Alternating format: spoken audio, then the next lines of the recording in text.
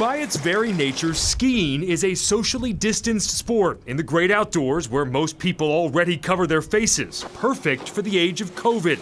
But not for some customers of Vail Resorts, one of the largest ski operators in the world. It's just plain wrong because they're forcing people to do the wrong thing in the midst of a pandemic. Dr. Danielle Roncari works in a major Boston hospital. Last summer, when COVID cases were low and travel largely permitted across New England, she spent nearly $900 to buy Vail's Epic Ski Pass for her and her daughter to use this winter at the company's resorts in Vermont, which includes Stowe, Okemo, and Mount Snow.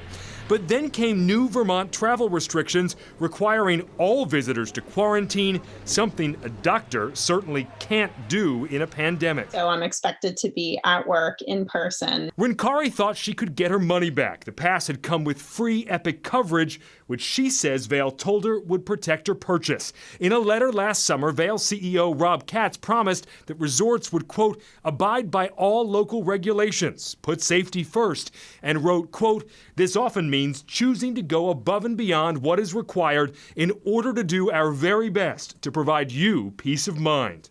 Irresponsible. I would call them irresponsible. Rob Cody spent about $470 for his Epic Pass, which he hoped to use frequently at Okemo in Vermont, something he says is no longer possible. So I choose to respect Vermont's guidelines. And I'm not gonna violate them just for skiing. Jackie Gabrielli and her boyfriend spent more than $1,200 on their Epic passes to snowboard at one of Vail's New Hampshire mountains, but can't travel there because of restrictions when they return home to Massachusetts.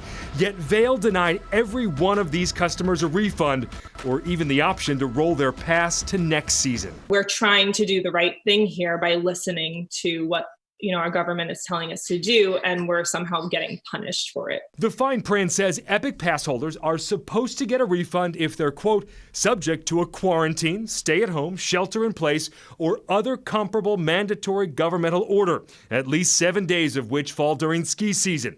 But in denying these customers, Vail said, quote, government travel guidance that does not prohibit the use of your pass, such as general quarantines, are not refund events. I was aggravated, not just about my own personal refund, but that a company would be taking this position in a pandemic like we're having. Multiple social media sites show how anger at Vail has snowballed. All of these customers say they'll never ski with Vail again. As somebody that works, in the hospital, day in and day out and sees the toll that it's taking, it was really disheartening. Vail Resorts told us it is standing by its refusal of refunds because while state travel restrictions might be inconvenient, they do not prohibit skiers from skiing. But the company is also leaving itself some wiggle room here, saying in a statement, quote, we sincerely understand their frustrations and will take all guest concerns into consideration at the end of the season as we seek to retain the loyalty of our pass holders.